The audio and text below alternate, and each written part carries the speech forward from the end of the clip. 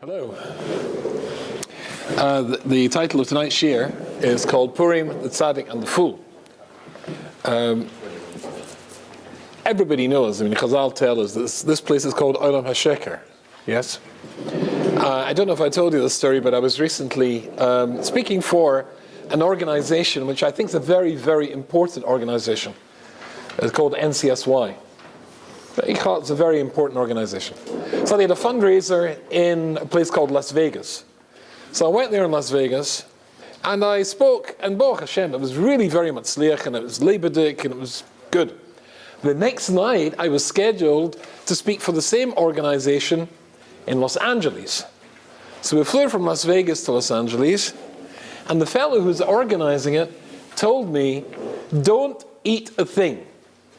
We've got a special chef, and he's serving 24 courses.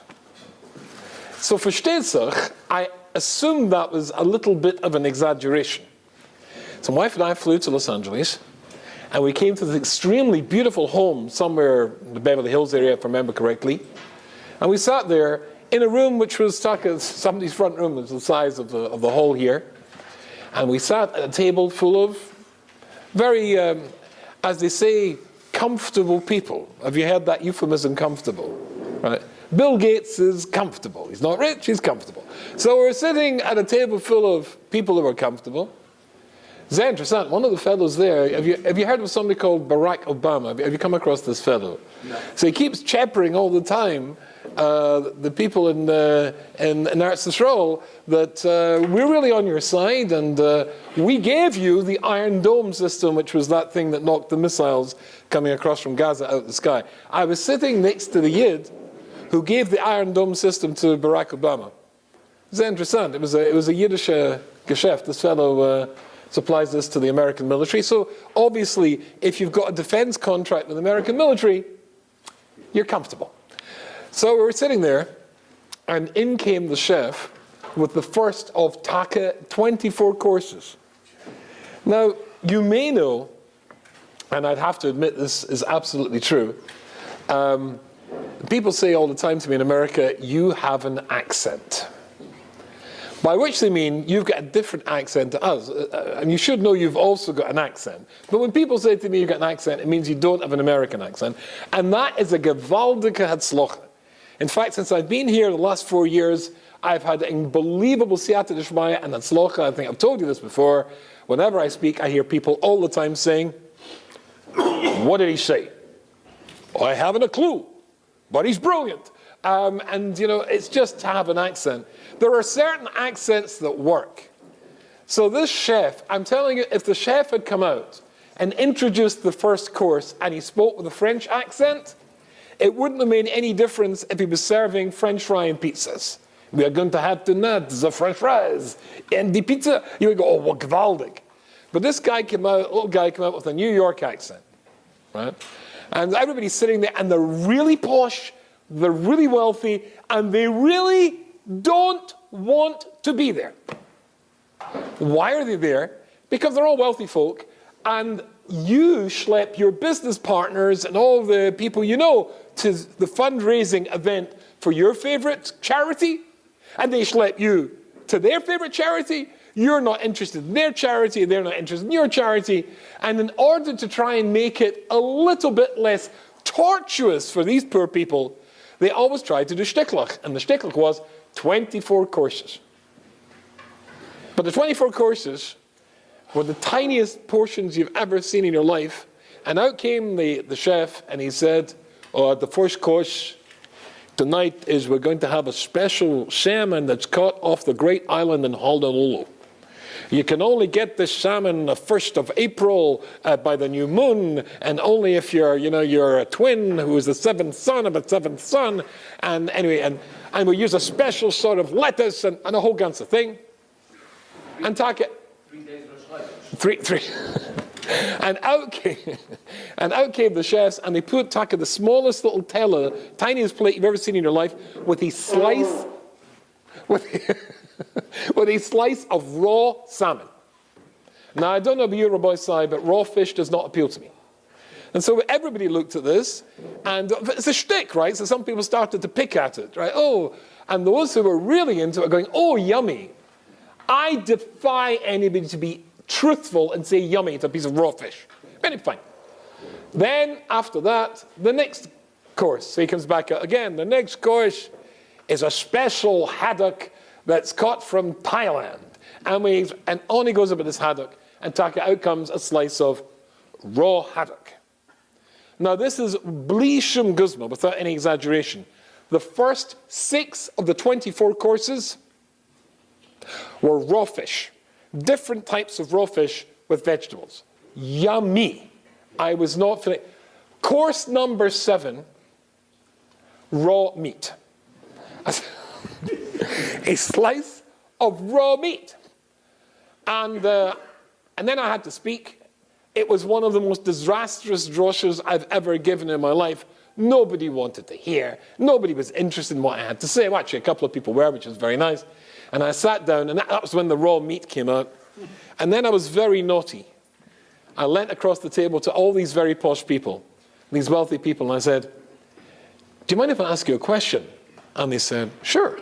I said, how come the chef's so famous if he doesn't know how to cook anything? And 2 of them started to laugh, but most of them, were a bit embarrassed, and then they started to laugh as well, because moreover, I'm sorry, and this is being filmed, so this is my last time speaking in that particular organization.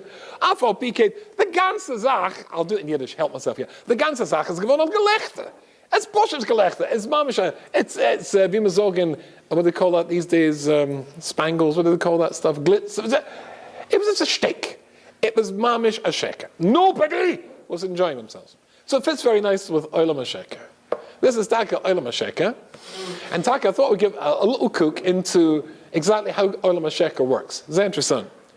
Everybody remembers what it says at the beginning of Tehillim. The first Kapitel Ashrei Ha'ish Asher lo holach ba'atzis Rishayim. Happy is the person that doesn't go in the path of Rishayim. Ubederech Chatoim lo omad. And he doesn't stand in the derech of Chatoim. Ubamoshav leitzim lo yoshav. And you don't sit amongst leitzim. Right? Kim, b'taras Hashem cheftzoi, but your desire is the Torah of Hashem Yisborach. B'tarasa yegi yom av'layla, and you strive in that both day and night. V'hoya ke'etz al shosel al pal gimayim. So before we go on a little bit, I just want to tell you what the Malbim says. We've got 3 types of people here. The first one is Ashrish asher lo holach ba'atzis Rishayim. You're happy if you don't go according to the eitzes of Rishayim. And then after that, b'derech Chatoim lo amad. You don't stand in the way of Chatoim. And then there's another category here, moshav leitzim. What's the difference between a Rasha, a Chayta, and a Leitz? So the Malbim says something very interesting. He says, David HaMelech is telling you what a Rasha is. Very interesting. Listen. It says, asher lo holach ba'atzis Rishayim. Rishayim Rabboisai have eitzes. They want you to be just like them. They want to contaminate you with their particular ashkofas, their shitas. The next guy is a chayta. The derech of chatoim, they aren't interested in contaminating you. They want to go to the casino, they want to go to wherever the place is that they want to go to, but they don't care if you come. They're just bali taiva. And then there's moshav leitzim. What's a leitz? So the Malbim says, Zendra-san, a leitz is somebody who just wants a happy life. His lotion is they hang around the street corners. You know, the chevra men, they like to have a nice time, talk about the latest news, what's going on in the football field, in the baseball park. He says they don't do a lot of harm, but they don't do a lot of good either. So we've got 3 categories of people, right, to keep away from. A Rasha, and you're supposed to keep away from a Chleita, and a Leitz. Leitzim are interesting.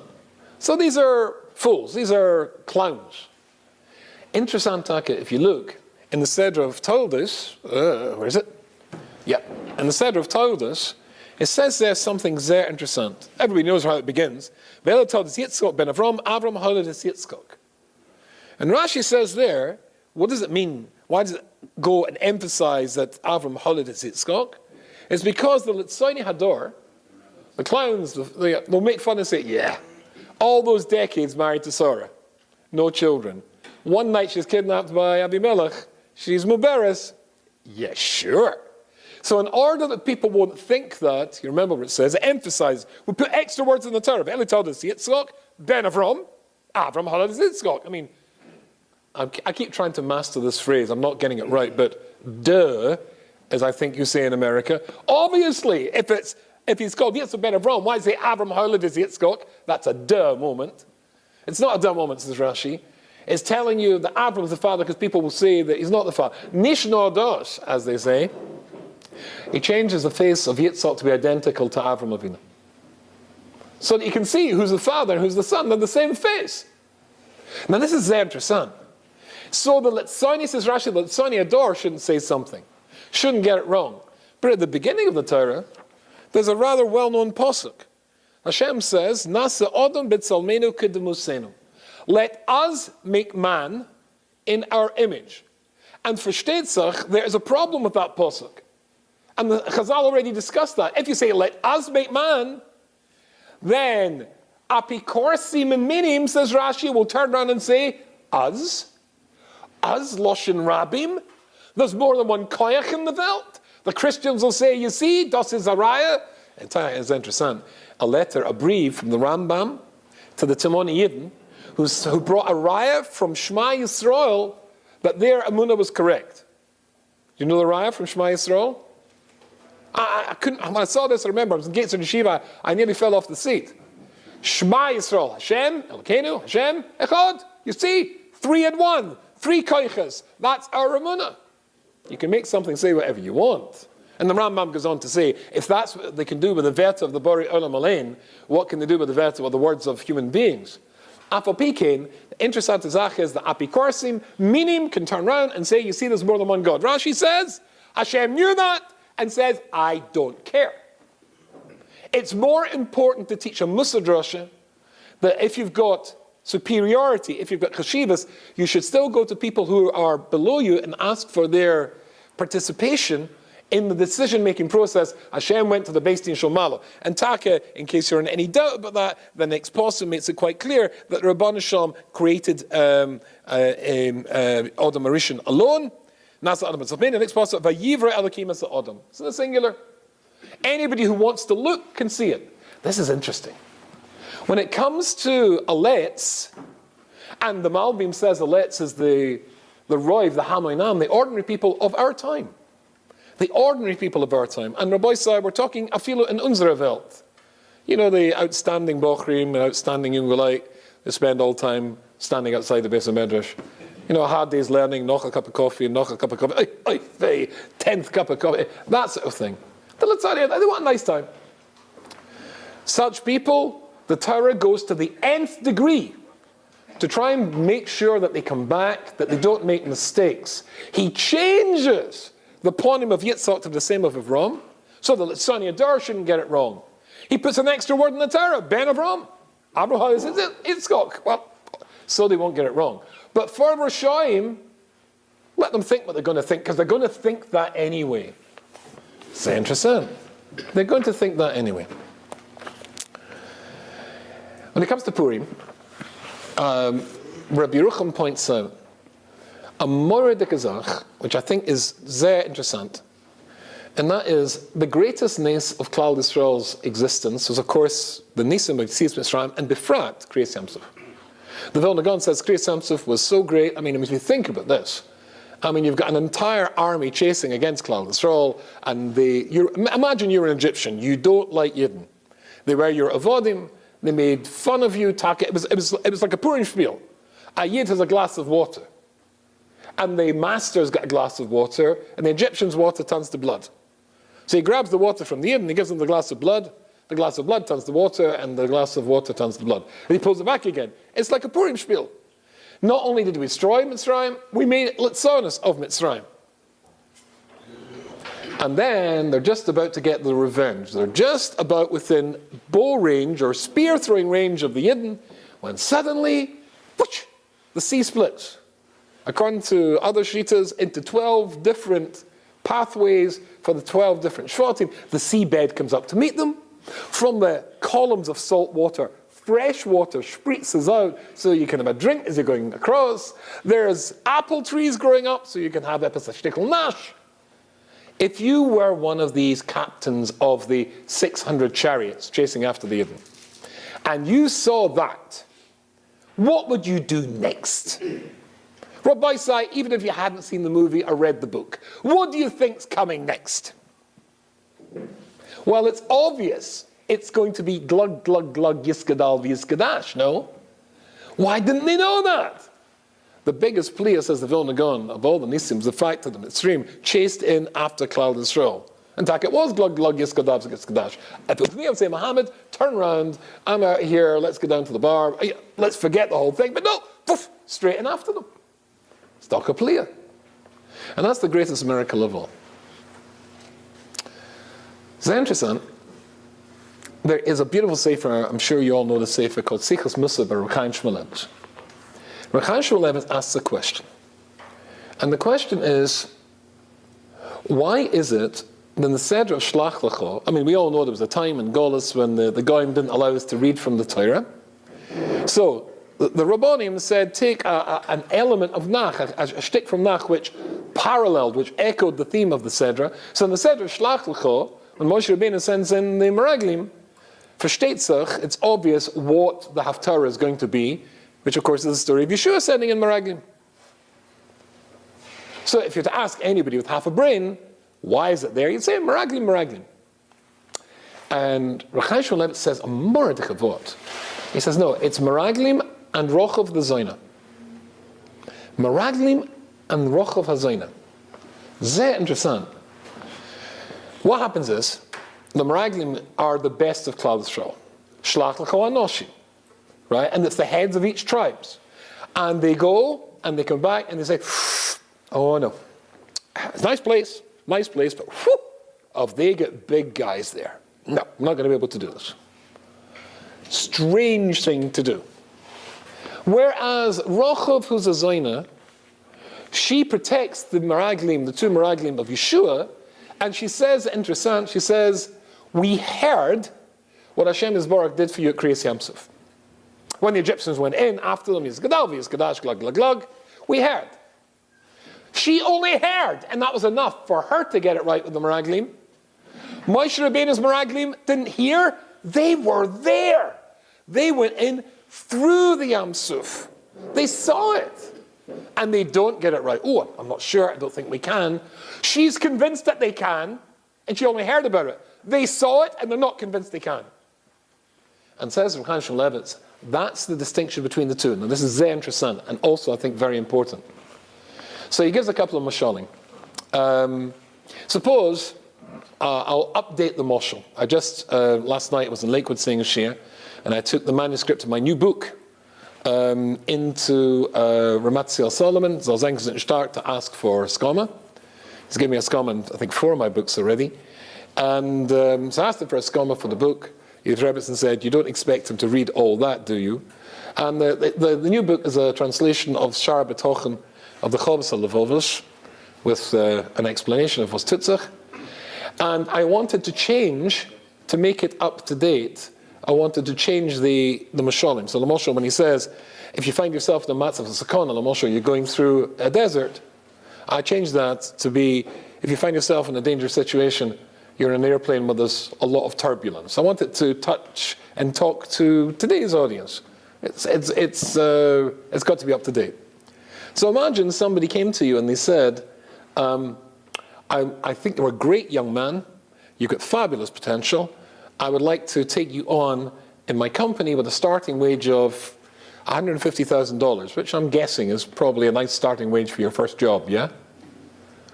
And his name is Moshe Reichman. The famous Moshe Reichman from Toronto, a Baal Tzedakah, Meforsim, a name of kavod and respect throughout Klal Yisrael. Zechzadik Livrocha. And he's called Moshe Reichman. And at the same time, somebody comes to you and he says, look, we're starting a company, we're working in a garage out in the backyard of my parents' house in California in Palo Alto. I can only offer you $30,000, but I think the company's going somewhere, and his name is Steve Jobs. If you've got incredible siyata d'shmaya, or your kishkas just give you the right decision, which one should you go with? Now, it's taki, interessant that Moshe Reichman, who was such a rich fellow, but he lost all his money. He lost all his money. And again, taki interessant, and Sharbatoch and Chavos Avavos talks about, it might be the Rebbe Shalom makes you rich for a time. And that's your side. And now he makes you poor, and that's also your side. Right, you've passed that test, now you're going to pass this test. And taki, he passed the test. Afal Pikin, to be a businessman, which I could never be, I'm extraordinarily hopeless at business. And people ask me to say Shirim, and how much do you charge? And I say X, and they say, but what can you do for us? And I always, I'm hopeless. Anyway, my wife's not hopeless. You better speak to me if you want me to say a Shirim. Don't speak to my wife. You can't afford it. You'd have to be at one of those banquets in Los Angeles to afford me, if my wife gets to make the cheshbon, Afal Pikin. So basically, he lost all his money because there's an area of London called Canary Wharf. I don't know if you've heard it. It's a big financial area. He created this. The Prime Minister of England at the time, who was a great lover of Klal Yisrael, was Margaret Thatcher. And Margaret Thatcher, incidentally, her family took in a little Yiddish maidel fleeing from the Nazis before the Second World War. So interesting. Margaret Thatcher, she had promised to extend the train line, the underground line, out from London and Taka. It just happened that when they finished, there was a strike or something, the train line wasn't finished, and the whole thing fell to bits. For such deals, you borrow gazillions of dollars, and then you're going to pay it back because people are going to move in and start paying the rent for the offices, but they couldn't because the railway wasn't finished, and the whole thing fell to bits. So to be matzliach in business, versteht sich, you need, in the Goyish Sprach, luck, or as we would say, siyata d'shmaya. And this fellow didn't have it anymore. So if you're lucky, you'll choose the guy for the $30,000. Why? Because this guy's got all the money in the world, but he's lost Nebuch, that golden touch. Whereas this guy called Jobs, Taka has that golden touch. Or the real marshal he gives is, imagine an oak tree. A mighty oak tree, and it's growing and growing and growing and growing, and it's fully grown, and just beside it, there's a tiny little green shoot. It looks a bit like a leaf of grass, which is a baby oak tree. Can you compare the baby oak tree to the fully grown oak? Vada nicht. Except in one respect. It's on the way up. It's on the way up. Whereas the fully grown oak tree has stopped growing. So, Rocha Bazaina, if you were to compare her on a chart where she is, she's down there. And the Meraglim that Moshe Rabbeinu sends, and they're up there. But they stop growing. And if you stop growing, then somebody's going to overtake you. No matter what madriga you're on, you're going to be overtaken. And Rabbi Dessler Taka, I just happened to stumble across this. He wrote a letter to some of his Talmidim, and Zer Interessant, he's talking Taka about this. If you're interested, it's in Chelik Dalet on page 338, and it's called the Inyan of Hergel. It's talking about the Inyan of Hergel, and how you can get people who their entire life are frum, but they do it, as the Pasuk in Yeshayahu and Koftes Yud Gimel says, mitzvahs anoshim alamodim. They do it just because their daddy did it. They were a shtreimel because their daddy were a shtreimel. They were a frak because their daddy were a frak. They learned Gemara because their daddy learned a Gemara. The lady was a shetel because the mummy were a shetel. But there's nothing of them in it. And Hergel versteht sich, if you keep doing a thing over and over again, you become dull to it. There's no chidush in it. Then you stop growing. And Taka, the Gemara says, stop growing. But Mrs. Anoshim Alamoda is worse than Avodah Zarah, Rabbi say. If you've got it there and you could touch it and you can make it you and you don't make it yours, it's worse than Avodah Zarah. So these people were great, but they'd stopped growing. And Taka, I was giving a share to Bali Tshuva earlier this week. There's something interesting. It's a very cruel joke. You probably know the joke. How do you know if a Baal Teshuvah has stopped being a Baal Teshuvah? He's normalized. He's really joined Klal Yisrael. How do you know? And what's the joke? He'll listen to Lashon Hara. Or he talks during davening. Right? That's how you know the Baal Teshuvah has stopped. But when you think about it, in Taka, the Gemara says, the place that a Baal Teshuvah stands, somebody's a Tzadik ben Tzadik can't stand. There's a lot to say in that. Oh, but I help that one of the emissaries in that vor is, if you're a Baal Teshuvah, then Taka, everything's new. And there's no word that's more exciting in any language than the word new. Did you get the new iPhone? Wow, there's a new iPhone! As if it matters very much. But people get very excited. Or they bring out the new version of your car. Right, I drive a Honda CR-V. I used to drive a Volvo, but unfortunately I drive a Volvo. It's actually quite a nice car. And next year, guaranteed, they're going to bring out the new version of the CR-V, and it makes it a little bit different. The mirror's a bit squarer, a bit rounder, smaller, or bigger. The bumper's a bit thinner. But does this make any difference to the performance of the car? Garnished. But what it does do is say this is the new model. And even worse, yours is the old model.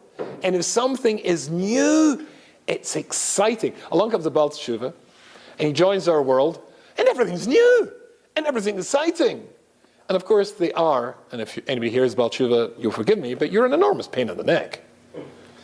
I mean, FFBs invite you into your house, and their houses, and then you do horrible things like ask them, why are you washing hands before you make a motzi? And they haven't a clue. Because we always do that.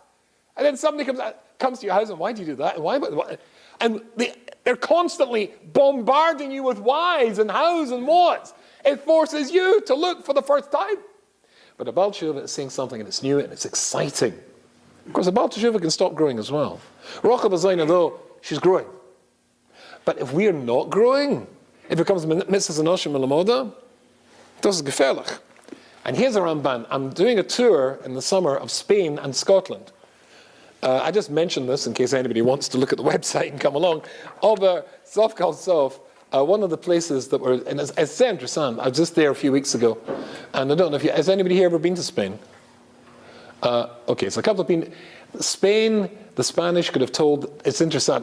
One of my partners there is a guy. He's a traveler, very nice fellow, and I used the word ghetto.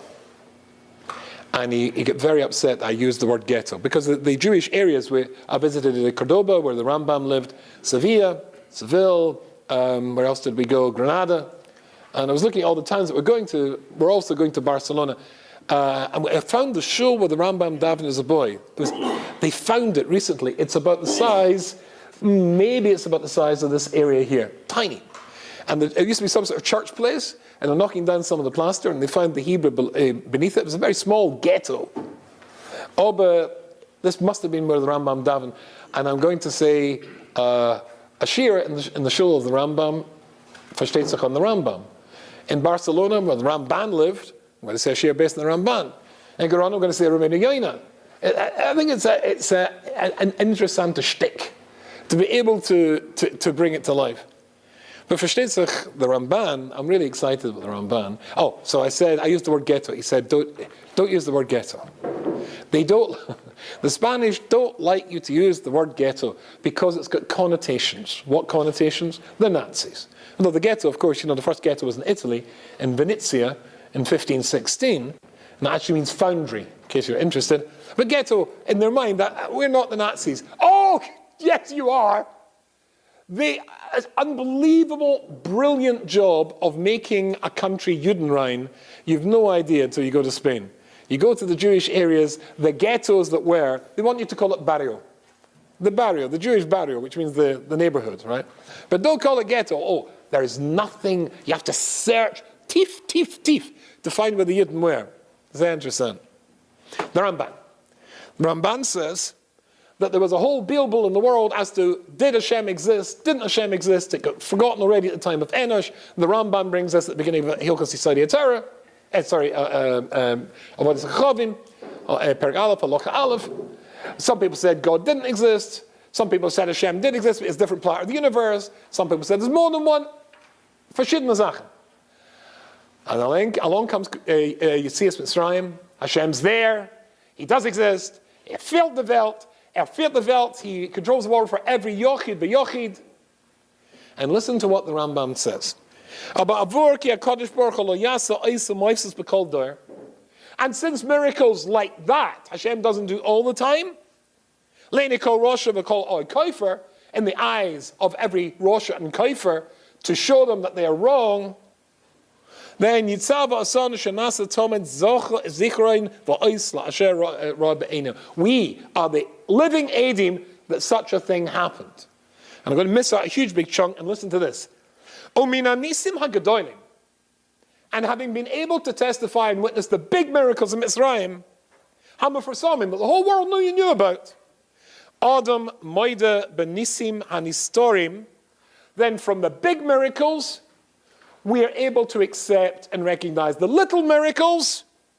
Shehem Yisaid HaTorah Kula. The little miracles are Yisaid Kol HaTorah Kula. That's interesting. The little miracles, the ones that happen in our lifetime.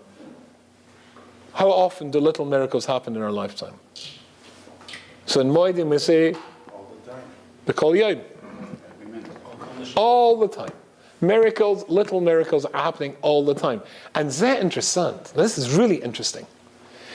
So Rabbi Rucham points out that the biggest miracle of all was Kriyas Yamsuf. And you see it's Mitzrayim. And the Torah deals with that in basically a few psukim. Kriyas Yamsuf, just a few psukim. But the story of Megillas Esther, the story of Purim, it's not just a few psukim. It's a whole Megillah. And you have to look. Why do you need a whole Megillah? If it's in your face, as they say, if you can't escape it, you don't need so much rayas. But little miracles, you have to look to see. But Taka, the world doesn't look. The world doesn't look. The world doesn't pay attention. They're interested in the external, 24 courses, nonsense like this, and don't pay attention to the emes. Here's a Pella de Kazakh. Listen to this, and I'll tell you a couple of mices and let you disappear in peace. And the Seder of Noach, this is astonishing. And we've got a very, very schwer Rasha here. The Seder of Noach, at the end, it tells you about Terach, who gives birth to his son. And how old is he when he gives birth to his son? Let me find this bit. And it says the following thing. It says, Vayiterach Shivim Shana, and he's 70 years of age, Vayoladas Avram, and he's got a son called Avram. Miss out a chunk. They get married, he marries his wife, Sarah, etc. And then it says, Vayikach Terach es Avram Benoi es Lot ben Horan ben Benoi. And he takes Lot, his grandson, and his son, Sarah Kalosai, and Sarah, Avram's wife, and Vayetzel Itam or Kasti Melechas Atza Canaan. They're going to live to Eretz Yisrael, but as so often happens for most of us, we don't quite get there. They go to Haran and it gets stuck there. Then the pasuk says, and he was 205 years of age, and he dies there. Next Seder Lech Lecha. The Seder of Lech Lecha, Hashem says to him, go to the land of Israel. And the pasuk says, V'yelech Avram kasher dibra alav Hashem, and Avram went, and Lot went with him, and he was ben chomish shanim b'shivim shana b'tzesim Haran. And he was 75 years of age when he left Haran. So Rashi says, well, you know what? Why does the Torah write that Terach died and only then Avram left? It looks as though that Avram left his father only after his father died. But of course that's not true. Because if his father was 70 when Avram was born, and Avram was 75 when he left his father, and his father lived to be 205, he left his father alone for 60 years. But the Torah writes it in such a way as to suggest he only left his father after his father died. Remember the Rashi there? Two reasons. Rashi says, answer number one, reason number one, we believe our hashkafa is, our attitude is, a Rasha, even if he's alive, is considered dead.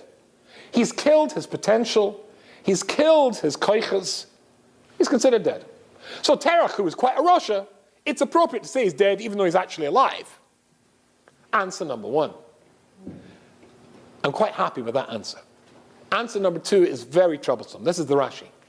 Answer number two, so that people would not say that Avram Avinu left his poor old father alone for 60 years, it writes it in such a way to camouflage, to draw a veil over the truth, so that people shouldn't know that he left his father. He died and then Avram leaves. Do you spot the problem with the Rashi? Well, any child can add 70 and 75 and subtract 145 from 205 and see that Terach was alive for 60 years and Avram left his father for 60 years. What do you mean? To draw a veil over the truth. sort of simply as Issel says, if you want to draw a veil over the truth, it need only be the thinnest of veils. Because people don't look and people don't think. People don't look and people don't think. And Yetzias Mitzrayim, it's a big miracle. We can do that a few psukim. But the miracles of Purim require help to see. You have to be encouraged to see it. And the miracles every day of our life. And the Torah goes to the nth degree for the ordinary guys to see the miracles. The Rashaim who aren't looking, okay, fine, you're not looking. But for ordinary people, there are miracles in our life every single day. I don't know if I ever showed you this. Did I show you this ever? Just ringing a bell. There's a Rosh Yeshiva in Sunderland called Rabbi Yaakov Abenson. Rabbi Yanko used to phone me up regularly because he's a mashgiach of a yeshiva, and when you say a shir, as you all know, people like stories. So he used to say, have you got any stories? One Motzei Shabbos, he phoned up and he said, do you have a fax machine? I said, yes. He said, I've got a story for you. I'm going to send you a fax, and as soon as you get it, phone me. So through the fax, there came this, which is a calling card. They used to have calling cards, like a credit card from AT&T. So I phoned him up to hear the story. Now this is the way he told me the story. There are different years, but this is how it went. He says there was a young man from America, Philadelphia actually, and this young man from Philadelphia was from a non-religious background in Israel for the summer. And he made the enormous mistake of going to the Kaisel. As you probably know, for a non-religious Jew, the Kaisel is a profoundly dangerous place to go. There are always rabbis there waiting to brainwash you. And he got kidnapped by, I think it was Aish HaTorah, if I remember the story correctly. And much to his own surprise, he finds himself in a yeshiva for the summer. I mean, he wanted to go paragliding and parachuting and scuba diving. No, he's learning, and he liked it a lot. Came to the end of the summer. He says to the Rosh Yeshiva, Reb Noach, Tzadik, I want to stay, I don't want to go back. Now, he had one last year to finish his degree, and his mother was on her own, whether the parents were divorced or the father had died, I'm not sure. And Reb Noach said to him, no, go back, finish your degree so that your mummy knows that you've got, you can make your way in the world, and then you come back and join us next summer. Which is exactly what he did. Of course, once the year has turned full cycle, what happens to a person's passion and enthusiasm after a year? Well, it diminishes a little bit now. So he phoned up, this is the version I had somebody else told me it was Rav Shimon Kamenetsky, but anyway, he phones up Reb Noach and he said, Reb Noach, I should really be booking the ticket to go back to Eretz Yisrael, but I'm no longer sure if it's the right thing to do. Reb Noach said to him, but you know it's the right thing to do. He said, yeah, I know in my heart it's the right thing to do, but I was hoping Hashem would send me a sign. And Reb Noach said to him, book the ticket. Hashem will send you a sign. And with that assurance, he books the ticket. It was the night before he was due to fly to Eretz Yisrael. No sign. So he phoned Reb Noach and said, Reb Noach, you said there'd be a sign. No sign. Reb Noach said to him, don't give up. It's on the way. And so the next morning, he opened his mail. He'd written to the telephone company AT&T for a credit card that they used to have in those days, so he could easily phone his mother and keep in touch to make sure she was okay. So he opened the mail, out came the credit card, and he looked at it, make sure it was okay. Calling card number, there's his names underneath, Kevin M. Ross, and there is the calling card number, 613-248-365. There was something about that number that rang a bell, 613-248-365. 613-248-36. Something. And in case he wasn't getting the message, there is the number again at the bottom with spaces. 613 space 248 space 365 space. And somebody pointed out to me, and I've been saying this in Shirim for years, somebody pointed out to me just last year, what I hadn't noticed, what the title of the card is. It's printed at the top left-hand corner. True Choice Calling Card. So there are nisim that happen to us every day long. But you've got to be looking to see them. Did I ever tell you the story? I was driving back from Manchester once with my daughter. I think she was 10 at the time. Oldest daughter was in the passenger seat. She was sitting there. I was driving the car. We drive it differently in England, of course. It was 11 o'clock at night. I'd been to visit my mother. Driving back to Manchester, it was raining. windy. I had my daughter was asleep, my cell phone was switched off, the radio was switched off. I was just driving along just outside Manchester, and there's something called hydroplaning. Have you heard of hydroplaning? I'd never heard of that. I was about to find all about it. So it's when one side of the car, the wheels are touching water, and the other side are touching highway, so you got out of control. So that's what happened. Driving along, and suddenly it was as though a giant hand took the car and went chip, chip, chip, and we turned round and round like a helicopter. We destroyed 120 yards of crash barrier in the middle of the highway. I know this because the government bills you for rebuilding it, which your insurance company hopefully takes care of. And we came to halt. In England, you've got 3 lanes in a highway. It's called the slow lane, the middle lane, and the fast lane. We came to a stop in the fast lane like that. Cars should be like that. We were like this. So I put on my emergency lights. I opened the door, got my daughter out this side. I phoned the police, switched on my cell phone, phoned the police. And the policeman couldn't hear me because when we crashed, the car's horn jammed on. And so the cop said, move away from the car, I can't hear you. So moved away from the car, still couldn't hear me. I remember, I think he moved me 3 or 4 times away from the car, eventually could hear me. I told him where we were, what had happened. He said, stay there, we'll get a patrol car there as soon as we can. And instead of a patrol car, there came another car at 80 miles an hour. And he saw my car at the last minute. He pulled over, but he still smashed straight into my car. He went spinning across the road and came to a halt on the other side. And miraculously, there was a mummy and a daddy and a little kid in a seat, and they were all somehow okay. But when they hit my car, there was an explosion. Shrapnel flew everywhere. Something hit me in the right eye. I was quite convinced I'd lost the eye. And my car started spinning again, coming towards me and my daughter. So with my hand over my right eye and my left hand grabbing my daughter, we're running on the highway with my car chasing after us. Came to a halt again. Eventually the cops came, took us home, or took me to the hospital first actually. My late wife, Alea Shalom, phoned up. Where are you? What's happening? A little bit of an accident, for states like you want to minimize what's going on so they don't worry. By the time I get home, my whole family, my kids are all waiting up to see their daddy. I was fine, of course, apart from the fact I looked like half a raccoon. There's that like big black eye. And that was that. My daughter slept with her mummy that night, and I woke up at 4 o'clock. I couldn't get back to sleep. I went downstairs, and I sent an email to one of my friends in Yerushalayim telling him the whole story. And when I wrote the email, suddenly it hit me and struck me that it was a nes goli. The car's horn jammed on. What are the chances of the car's horn jamming on? Because the car's horn jammed on, the policeman said, move away from the car. Still can't hear you. Move away from the car. 4 times. Had the car's horn not jammed on, I would have been standing next to the car when it was hit by the other car, and my daughter and I would have been killed. Whenever I drive past that place, I make the bracha she'osalin es b'mokem hazeh. They're in nisim all the time. Now, if you're very cynical, I don't mind, and skeptical, because that's a nice story, Rabbi Rubenstein, but statistically it could happen. I don't know if anybody's done any research on this, but I suppose when a car crashes, a car's horn could jam on. It's 0.00001 of whatever it is, but it could happen. So I can't remember if I've told you this story. I want to tell you a story of something that couldn't happen, that I was involved in.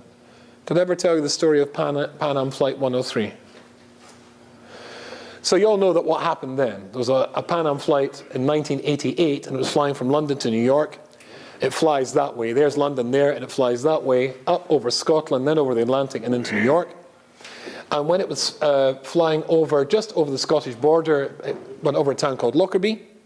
Of course, there was a bomb inside the plane. It blew up. There was 200... They say it's a Libyan bomb. It's probably actually not a Libyan bomb. It's probably an Iranian bomb. But it doesn't matter.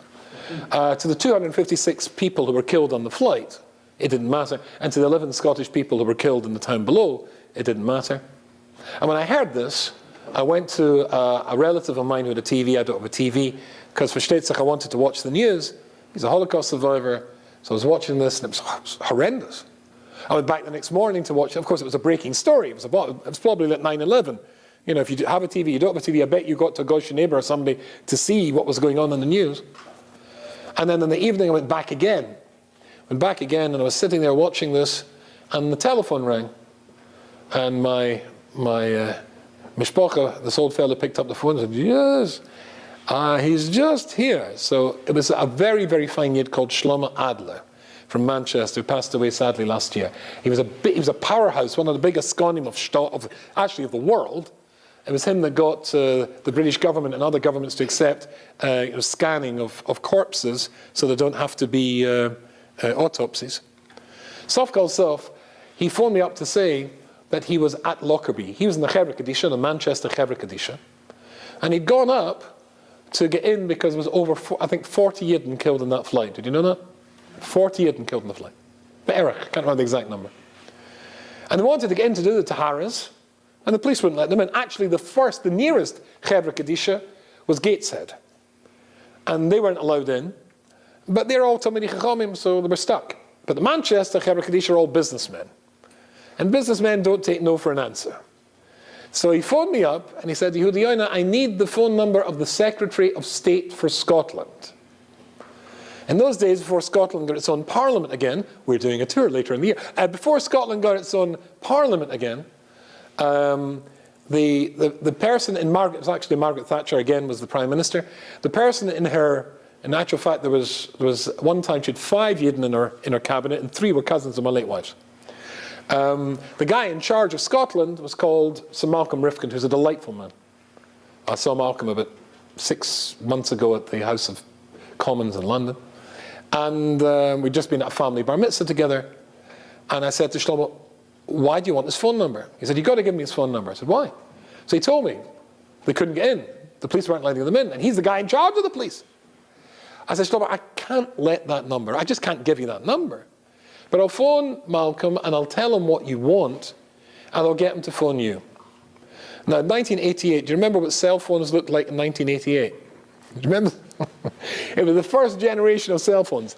They looked like bricks.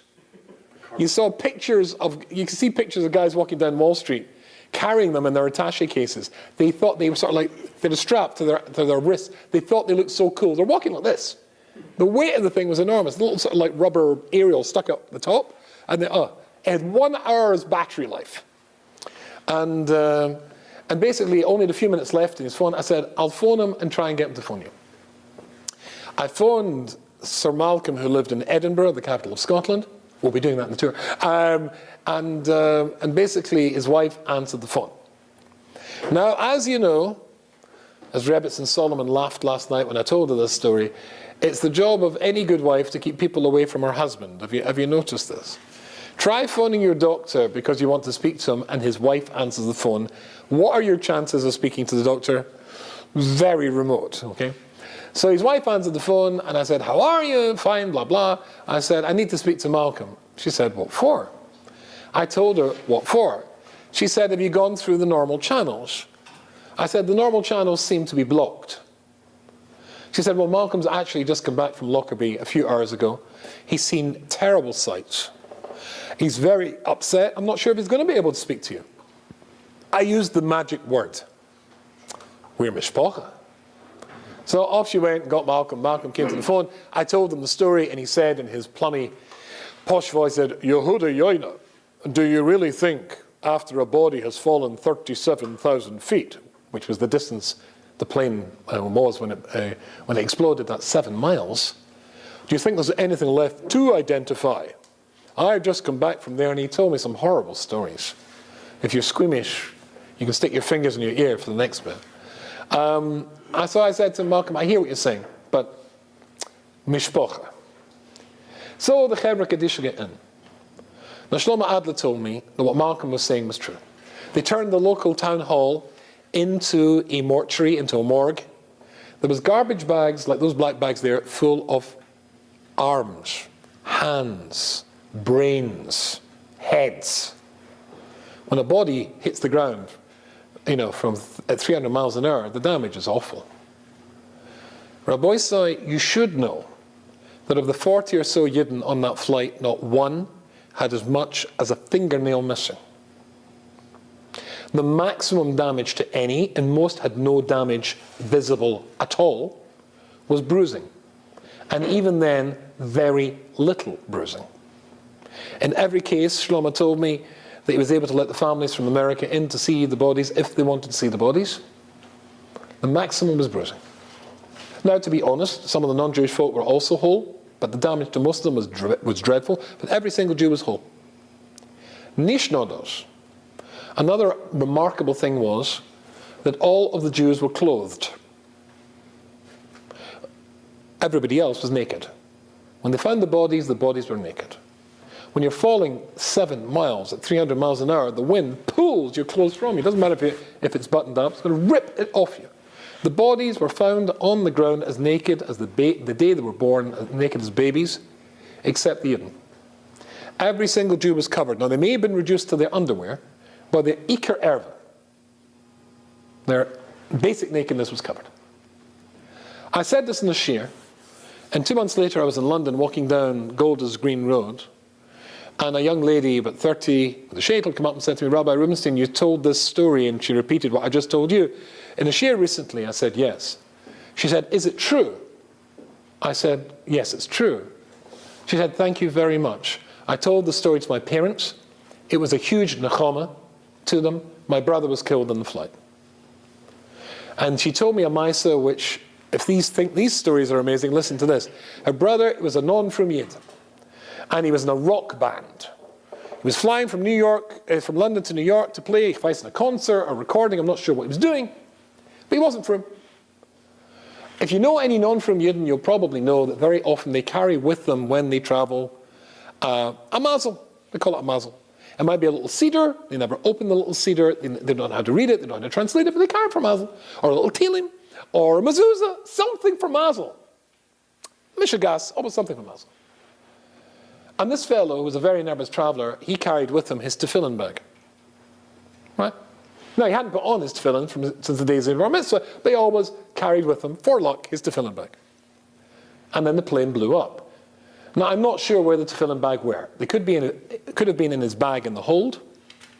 Perhaps he kept them in his hand luggage in the overhead locker. Or perhaps he was so scared that he sat there the entire flight grasping them in his hands. It didn't make any difference, of course. Once you fall through the air, through 7 miles to 300 miles an hour, it's going to be ripped out your hands. Just like the clothes are going to be ripped off your body. When they found this fellow, 3 days later, in the forest, he was lying in the fetal position. He was naked but covered. He was wearing his boxer shorts. And lying beside his tummy, touching his tummy, was his tefillin bag. Now, the chances, Rabbi Sai, of that happening are not my car horn .0001 or whatever it is. It is 0. The chances of that tefillin bag falling 7 miles right beside him, just sitting next to his tummy, were absolutely 0. And the Ramban says, from the big miracles, we see the little miracles if we look for the little miracles. And people have to be shown. And there's the big one, you don't have to see that, you don't have to see Chris Yamsuf, it's in your face. But the little miracles you have to be shown. The Megillah's a long Megillah to tell us that story and all the coincidences and all the strange happenings that all combine to save Klal Yisrael. In the last letter, joint letter of Rav Moshe and Rabbi Yaakov, Rav Moshe Feinstein and Rabbi Yaakov Kamenetsky, towards the end of their life, and they must have probably known that this was the last letter they would give, they wrote a letter to Klal Yisrael. What letter do you think the two Gedolim of America, Gedolei Ador, said to Klal Yisrael, knowing this would be their last message, to be mechazikas? Was it more limud Torah? Was it taras mishpacha, shmiras Shabbos, chesed? Know what they said? Keep a diary. Keep a diary. You know, one of the nice things I write for Mishpacha magazine, and it's about where I travel and journeys and all over the place. Spain will be in, and next week's going to be San Jose. I don't know if you ever read it. I've got a son who's a big Talmud Chacham, and he says, you know what, Dad, he hates it. You could be writing bigger things and better things. Because the truth is, I've only got 1,200 words. You get time to talk about the town, the history of the town, and then a story about the Yidden. But I said to him, son, you know something? It makes me every 2 weeks, and I'm there every 2 weeks, it makes me say something nice about Yidden at least once every 2 weeks. You find a story, something nice about Yidden every 2 weeks. But you know there's something else which is good. Because versteht's like I keep them, or my wife actually keeps them. I'm able to remind myself where I was. We forget.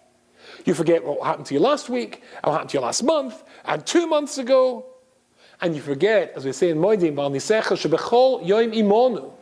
there are miracles happening to us all the time, but we just don't see them. There are some people who, it's new, they see it all the time, it's Chodesh, like Rochov. And then as we from us, take it for granted, and we say Moedim, we're in shul, we daven, we say these words 3 times every day, Mrs. and Oshim and Lamoda, and we don't pay attention to what the words are telling us.